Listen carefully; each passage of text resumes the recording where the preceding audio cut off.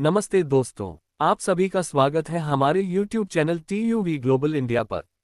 हम ISO 9001 ratio 2015 की clause 5 leadership श्रृंखला को आगे बढ़ा रहे हैं। पिछले सेशंस में हमने देखा कि टॉप मैनेजमेंट QMS को कैसे लीड करता है क्लॉज 5.1 और क्वालिटी पॉलिसी किस तरह दिशा और कमिटमेंट प्रदान करती है क्लॉज 5.2। अब लीडरशिप की एक और क्रिटिकल रिस्पॉन्सिबिलिटी सामने आती है। ऑर्गेनाइजेशन में रोल्स, रिस्पॉन्सिबिलिटीज और अथॉरिटीज को स्पष्ट रूप से परिभाषित करना। यही कवर्ड है clause 5.3 organisational roles, responsibilities and authorities में। ISO 9001 कहता है कि लीडरशिप सिर्फ पॉलिसी और कमिटमेंट तक सीमित नहीं है। QMS इफेक्टिव तब बनता है जब ऑर्गेनाइजेशन में हर व्यक्ति को ये स्पष्ट हो कि उसे क्या करना है, किस बात की जिम्मेदारी उसकी है और निर्णय लेने कार्रवाई करने की अथॉरिटी किस स्तर पर है। क्लॉज 5.3 सुनिश्चित करता है कि काम के दौरान कंफ्यूजन न हो, कोई क्रिटिकल एक्टिविटी किसकी जिम्मेदारी है पर अटकी न रहे और अकाउंटेबिलिटी हर प्रोसेस में दिखाई दे। इस क्लॉज में हम समझेंगे रोल्स और रिस्पॉन्सिबिलिटीज क्यों डिफाइन करने होते हैं, अथॉरिटी क्लैरिटी QMS परफॉर्मेंस को कैसे प्रभावित करती है, टॉप मैनेजमेंट ये सुनिश्चित कैसे करता है कि लोग अपनी भूमिकाएं समझें और निभाएं, और ऑडिटर्स इस क्लॉज को कैसे एसेस करते हैं। तो चलिए क्लॉज 5.3 को डिटेल में समझना शुरू करते हैं और देखते हैं कि क्लैरिटी और अकाउंटेबिलिटी QMS की रिलायबिलिटी को कैसे मजबूत बनाते हैं। ओवरव्यू ऑफ क्लॉज 5.3 रोल्स और रिस्पॉन्सिबिलिटीज।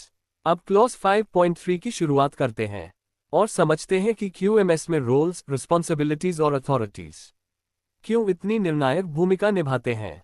क्लॉज 5.3 ये सुनिश्चित करता है कि टॉप मैनेजमेंट ऑर्गेनाइजेशन के भीतर क्वालिटी मैनेजमेंट सिस्टम से जुड़े हर महत्वपूर्ण रोल को स्पष्ट रूप से डिफाइन करे, असाइन करे, कम्युनिकेट करे और एंश्योर करे कि लोग इन्हें समझते भी हों। ये रिस्पॉन्सिबिलिटी किसी एक डिपार्टमेंट की नहीं है, ये लीडरशिप का सीधा दायित्व है। अब देखिए रोल्स और रिस्पॉन्सिबिलिटीज क्यों महत्वपूर्ण है। जब रोल्स क्लियर नहीं होते तो कंफ्यूजन पैदा होती है। कौन क्या करेगा, किसकी जिम्मेदारी है और किससे अकाउंटेबिलिटी ली जाएगी। अस्पष्टता अक्सर 3 समस्याएं पैदा करती है। काम 2 बार होता है या बिल्कुल नहीं होता। लोग एक दूसरे पर ब्लेम डालते हैं। क्वालिटी और टाइमलाइंस पर असर पड़ता है।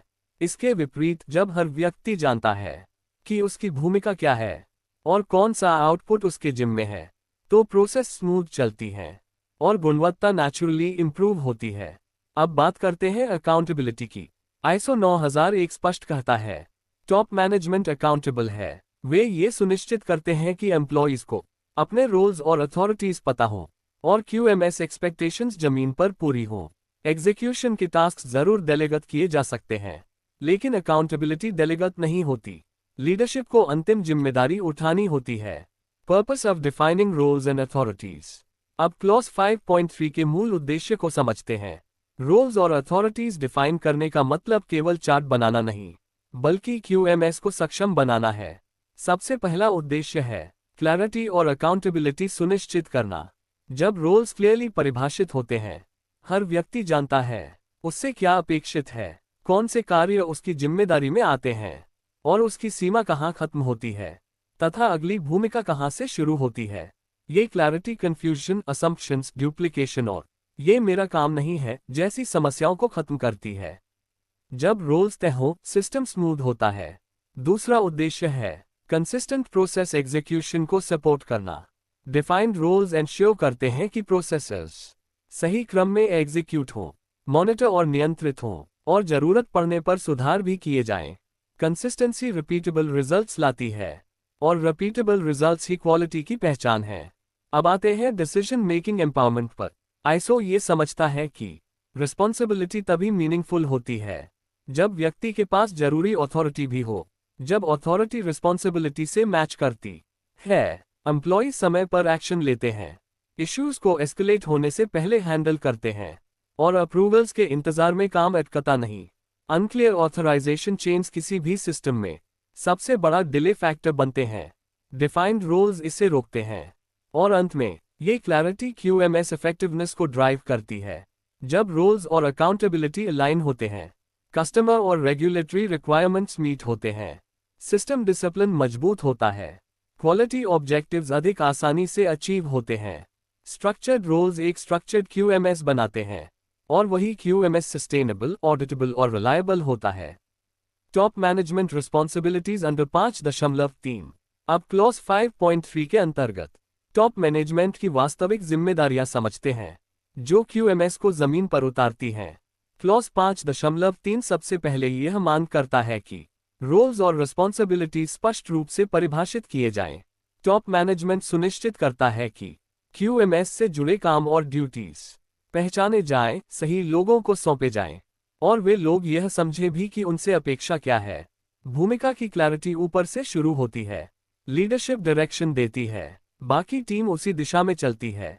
इसके बाद आता है अथॉरिटी को रिस्पॉन्सिबिलिटी के साथ अलाइन करना। आईएसओ का एक सीधा सिद्धांत है, जिसकी जिम्मेदारी हो उसके पास एक्शन लेने का अधिकार भी होना चाहिए।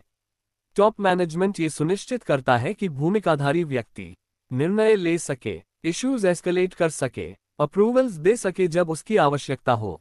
अथॉरिटी और रिस्पॉन्सिबिलिटी में असंतुलन सिस्टम को तुरंत कमजोर कर देता है। रिस्पॉन्सिबिलिटी हो लेकिन अधिकार ना हो तो व्यक्ति हेल्पलेस हो जाता है, और अधिकार हो लेकिन अकाउंटेबिलिटी ना हो तो केओस शुरू होता है। अगली जिम्मेदारी है क्यूएमएस कंप्लायंस को एंश्योर करना, नीतियों और प्रक्रियाओं को फॉलो करना, कस्टमर और रेगुलेटरी रिक्वायरमेंट्स को पूरा करना, और सिस्टम को डिसिप्लिन में रखना। इस सब की अल्टीमेट रिस्पॉन्सिबिलिटी लीडरशिप की है। अगर कोई प्रोसेस बाईपास हो रहा है या क्यूएमएस कहीं कमजोर दिख रहा है, तो लीडरशिप को ही इसे ठीक कराने की दिशा लेनी होती है। और अंत में टॉप मैनेजमेंट का कार्य है मॉनिटरिंग और एवैल्यूएशन। लीडरशिप केवल असाइन करके पीछे नहीं हटती, बल्कि पीरियोडिक रूप से यह रिव्यू करती है, क्या रोल्स निभाए जा रहे हैं, क्या सही लोग सही जिम्मेदारियां संभाल रहे हैं, क्या ऑर्गेनाइजेशन के बढ़ने, बदलने या डाइवर्सिफाई होने पर भूमिका परिभाषाओं में बदलाव की जरूरत है। रोल्स स्टैटिक नहीं होते, वे ऑर्गेनाइजेशन की तरह इवॉल्व होते हैं। यही वजह है कि आईएसओ 9001 रोल्स और अथॉरिटीज को लीडरशिप के कोर रिस्पॉन्सिबिलिटी क्षेत्र में रखता है। सही असाइनमेंट, सही अथॉरिटी और निरंतर रिव्यू क्यूएमएस की रिलायबिलिटी, स्पीड और कंट्रोल को सस्टेन रखते हैं। Assigning roles across the organisation. अब क्लॉज 5.3 के उस हिस्से पर आते हैं जहां रोल्स को पूरी ऑर्गेनाइजेशन में असाइन करने की बात होती है, यानी सिर्फ चार्ट नहीं बल्कि वास्तविक ओनरशिप स्थापित करना। सबसे पहले है कवरेज ऑफ ऑल की फंक्शंस। आईएसओ 9001 यह अपेक्षा करता है कि रोल्स केवल प्रोडक्शन या क्वालिटी तक सीमित न हो। क्यूएमएस में योगदान देने वाले हर फंक्शन के लिए रोल्स और रिस्पॉन्सिबिलिटीज असाइन होना जरूरी है। इसमें शामिल हैं को प्रोसेसेस जैसे production, assembly, service delivery, support functions जैसे purchasing, HR, maintenance, control activities जैसे इंस्पेक्शन, टेस्टिंग, कैलिब्रेशन और इंटरनल ऑडिट। क्यूएमएस का कोई भी क्रिटिकल भाग ओनरशिप से खाली नहीं होना चाहिए। अब आता है कैपेबिलिटी को रोल से मैच करना। रिस्पॉन्सिबिलिटी केवल नाम पर नहीं दी जाती, उसे कॉम्पिटेंस के साथ अलाइन किया जाता है। रोल असाइन करते समय ऑर्गेनाइजेशन देखती है व्यक्ति का स्किल और नॉलेज स्तर, उसका एक्सपीरियंस, डिसीजन लेने की क्षमता और अथॉरिटी। असाइनमेंट के बाद ट्रेनिंग और डेवलपमेंट भी कंटिन्यूअस होना चाहिए, क्योंकि रोल्स तभी मीनिंगफुल बनते हैं जब व्यक्ति उन्हें निभाने के लिए सक्षम हो। इसके बाद बहुत महत्वपूर्ण पहलू ओनरशिप की भावना विकसित करना। सिर्फ ये बताना काफी नहीं कि रोल किसका है, व्यक्ति को ये भी समझना चाहिए वह क्यूएमएस के किस हिस्से के लिए जिम्मेदार है, उससे क्या आउटपुट्स, मैट्रिक्स और केपीआईएस अपेक्षित हैं, एस्केलेशन या रिपोर्टिंग किसे करनी है, और उसका कंट्रीब्यूशन कस्टमर सेटिस्फैक्शन पर कैसे असर डालता है। ओनरशिप क्लैरिटी ही अकाउंटेबिलिटी और परफॉर्मेंस को ड्राइव करती है। और अंत में रोल स्टैटिक नहीं होते, इसलिए अडेप्टेशन आवश्यक है। जब ऑर्गेनाइजेशन बढ़ती है, नए प्रोडक्ट्स, सर्विसेज इंट्रोड्यूस करती है, नई टेक्नोलॉजीज लागू करती है, या रेगुलेटरी एक्सपेक्टेशंस बदलती हैं, रोल्स और रिस्पॉन्सिबिलिटीज का पुनः मूल्यांकन आवश्यक हो जाता है। एक इवॉल्विंग ऑर्गेनाइजेशन के साथ साथ क्यूएमएस रोल्स का इवॉल्व होना मजबूत और फ्यूचर रेडी सिस्टम की पहचान है। Defining authority for decision making. Clause 5.3 में अब हम एक बेहद प्रैक्टिकल हिस्से पर आते हैं। अथॉरिटी यानी निर्णय लेने का अधिकार, जो रिस्पॉन्सिबिलिटी का स्वाभाविक साथी है। सबसे पहले समझते हैं कि अथॉरिटी रिस्पॉन्सिबिलिटी को सपोर्ट क्यों करती है? अगर किसी व्यक्ति को किसी काम की जिम्मेदारी दी गई है लेकिन कार्रवाई करने का अधिकार नहीं है, तो वह जिम्मेदारी बोझ बन जाती है, ओनरशिप नहीं। आईएसओ का सिद्धांत सरल है, जो अकाउंटेबल है उसे एक्ट करने की शक्ति भी होनी चाहिए। उदाहरण के लिए, अगर इंस्पेक्टर को नॉन कन्फॉर्मिंग प्रोडक्ट रिजेक्ट करने की जिम्मेदारी दी गई है पर उसे रोकने का अधिकार नहीं, तो डिफेक्ट कस्टमर तक पहुंच जाएगा और पूरी प्रणाली का पर्पस विफल हो जाएगा। अब आते हैं अप्रूवल लिमिट्स की क्लैरिटी पर। ऑर्गेनाइजेशंस ये डिफाइन करती हैं कि कौन व्यक्ति किस सीमा तक निर्णय ले सकता है, जैसे कौन परचेसिंग अप्रूव कर सकता है, कौन प्रोसेस चेंज ऑथराइज करेगा, कौन प्रोडक्ट रिलीज क्लियरेंस देगा, सप्लायर सिलेक्शन का अंतिम निर्णय किसके पास है। जब ये क्लैरिटी होती है तो न एक्सेसिव अप्रूवल की जरूरत रहती है और न कोई अनऑथराइज्ड एक्शन होता है। इसके बाद है एस्केलेशन और डेलीगेशन की व्यवस्था। हर कर्मचारी को पता होना चाहिए कौन सी समस्या वह खुद सॉल्व कर सकता है, कौन सी स्थिति हाई अथॉरिटी तक एस्केलेट करनी है, एस्केलेशन किसे करनी है और कौन सी एक्टिविटीज वह अपनी टीम को डेलीगेट कर सकता है। अर्जेंट परिस्थितियों में इलाज से ज्यादा नुकसान कंफ्यूजन करती है। क्लियर एस्केलेशन पाथ्स इसे रोकते हैं। और अंतिम भाग, एफिशिएंट डिसीजन फ्लो को सक्षम बनाना। जब अथॉरिटी डिफाइंड और अंडरस्टूड हो तो डिसीजंस जल्दी लिए जाते हैं, बॉटलनेक्स कम होते हैं, इश्यूज वेटिंग स्टेट में नहीं अटकते, कस्टमर्स को तेज, रिलायबल और कंसिस्टेंट रिस्पॉन्स मिलता है। आईएसओ का मकसद पेपरवर्क को बढ़ाना नहीं, बल्कि डिसीजन मेकिंग को तेज और कंट्रोल्ड बनाना है। अस्पष्ट अथॉरिटी चेन्स किसी भी क्यूएमएस के सबसे बड़े साइलेंट किलर्स माने जाते हैं। सही अथॉरिटी, सही रिस्पॉन्सिबिलिटी और सही एस्केलेशन क्यूएमएस को रिएक्टिव नहीं, रिस्पॉन्सिव और इफेक्टिव बनाते हैं। Ensuring QMS roles are communicated। अब क्लॉज 5.3 के अगले हिस्से में चलते हैं, जहां आईएसओ यह मांग करता है कि QMS रोल्स सिर्फ बनाए न जाएं, बल्कि पूरे संगठन में कम्युनिकेट भी हो। सबसे पहले है इंटरनल कम्युनिकेशन की आवश्यकता। हर व्यक्ति को यह पता होना चाहिए किसकी क्या जिम्मेदारी है, किसी भी QMS इशू या डाउट में किससे संपर्क करना है, निर्णय लेने का अधिकार किस स्तर पर है। ये क्लैरिटी केवल मैनेजर्स तक सीमित नहीं रहनी चाहिए, ये पूरी ऑर्गेनाइजेशन में स्पष्ट रूप से पहुंचना चाहिए। कम्युनिकेशन साफ, लगातार और सभी तक पहुंचने वाली होनी चाहिए। अब देखते हैं ऑर्गेनाइजेशंस रोल्स को कम्युनिकेट करने के सामान्य तरीके। कई प्रभावी कम्युनिकेशन टूल्स हैं, जैसे ऑर्गेनाइजेशनल चार्ट्स कौन किस रिपोर्टिंग चेन में है, RACI matrices responsible, accountable, consulted, informed, जिससे हर व्यक्ति अपना कंट्रीब्यूशन समझ सके। जॉब डिस्क्रिप्शंस और रिस्पॉन्सिबिलिटी स्टेटमेंट्स, रोल्स का लिखित विवरण, इंडक्शन, ब्रीफिंग या अवेयरनेस मीटिंग्स, ताकि नए व वर्तमान कर्मचारियों को क्लैरिटी रहे। विजुअल और स्ट्रक्चर्ड टूल्स यह इंश्योर करते हैं कि इंफॉर्मेशन केवल दी न जाए, लोग आसानी से समझ सकें और याद रख सकें। अब आता है एक्सपेक्टेशंस की अंडरस्टैंडिंग। केवल किसी का नाम एक चार्ट पर लिख देना पर्याप्त नहीं है। एम्प्लॉइज को समझना चाहिए उनसे क्या काम अपेक्षित है, उनकी अथॉरिटी की सीमा क्या है और उनकी रोल परफॉर्मेंस मेजर कैसे होगी। मैनेजर्स यहाँ की भूमिका निभाते हैं, वे रोजमर्रा के कार्यों में ये रिस्पॉन्सिबिलिटी रीइंफोर्स करते हैं और बिहेवियर्स को अलाइन रखते हैं। और अंत में, रोल्स या अथॉरिटी में किसी भी बदलाव की कम्युनिकेशन। ऑर्गेनाइजेशंस इवॉल्व होती हैं, नई टेक्नोलॉजी आती है, रोल्स मर्ज होते हैं, प्रमोशंस होती हैं या नए कस्टमर्स मार्केट्स के कारण रिस्पॉन्सिबिलिटीज बदल जाती हैं। ऐसे में सबसे जरूरी कदम है अपडेट्स तुरंत और स्पष्ट रूप से कम्युनिकेट किए जाएं, ताकि कोई व्यक्ति पुराने असम्पशंस के आधार पर काम न करे। कम्युनिकेशन गैप्स QMS गैप्स में बदल जाते हैं और क्लॉज 5.3 इसी को रोकना चाहता है। Roles in supporting QMS compliance और कस्टमर फोकस। क्लॉज 5.3 के एक और महत्वपूर्ण पहलू को समझते हैं। रोल्स QMS कंप्लायंस और कस्टमर फोकस को कैसे सपोर्ट करते हैं। सबसे पहले बात करते हैं आईएसओ रिक्वायरमेंट्स की कंप्लायंस सपोर्ट की। QMS में असाइंड रोल्स ये सुनिश्चित करते हैं कि प्रत्येक व्यक्ति अपने हिस्से की जिम्मेदारी निभाए, प्रोसेसेस सही तरीके से फॉलो हों, आवश्यक रिकॉर्ड्स मेंटेन हों, कंट्रोल्स ठीक से लागू हों। इससे कंप्लायंस क्वालिटी डिपार्टमेंट की अकेली जिम्मेदारी नहीं रहती, बल्कि पूरे ऑर्गेनाइजेशन की शेयर्ड डेली ड्यूटी बन जाती है। अब आते हैं कस्टमर सेटिस्फैक्शन पर, जहां प्रैक्टिकली हर रोल का प्रभाव पड़ता है। ऑर्गेनाइजेशन में अलग अलग रोल्स, कस्टमर एक्सपीरियंस के अलग अलग हिस्सों को टच करते हैं। सेल्स ग्राहक की जरूरतें सही से कैप्चर और कम्युनिकेट करता है। प्रोडक्शन निर्धारित स्टैंडर्ड के अनुसार प्रोडक्ट डिलीवर करता है। QC कंफर्मिटी वेरीफाई करता है और अयोग्य प्रोडक्ट रोकता है। लॉजिस्टिक्स प्रोडक्ट को सही समय पर ग्राहक तक पहुंचाता है। जब हर फंक्शन अपना रोल निभाता है तो ग्राहक को पूरी चेन से कंसिस्टेंट एक्सपीरियंस मिलता है और ट्रस्ट व लॉयल्टी बढ़ती है। फिर देखते हैं कम्युनिकेशन फ्लो की भूमिका। QMS रोल्स सुनिश्चित करते हैं कि सही जानकारी सही समय पर सही लोगों तक पहुंचे। एरर्स, रीवर्क और डिलेज बहुत हद तक कम्युनिकेशन फेलियर्स से होते हैं। डिफाइंड रोल्स से मैसेजेस, अप्रूवल्स, एस्केलेशंस और फीडबैक राइट चैनल्स में सर्कुलेट होता है। ये स्मूथ इंफॉर्मेशन फ्लो इश्यूज को जल्दी पकड़ने और हल करने में मदद करता है। आखिर में रोल्स कंटिन्यूअल इंप्रूवमेंट को एनेबल करते हैं। जब रिस्पॉन्सिबिलिटी स्पष्ट होती हैं तो एम्प्लॉयज खुलकर कंट्रीब्यूट कर सकते हैं। वेस्ट कम करने के आइडियाज, प्रोसेस गैप्स की पहचान, परफॉर्मेंस बेहतर करने के सुझाव। इंप्रूवमेंट कोई एक विभाग नहीं करता।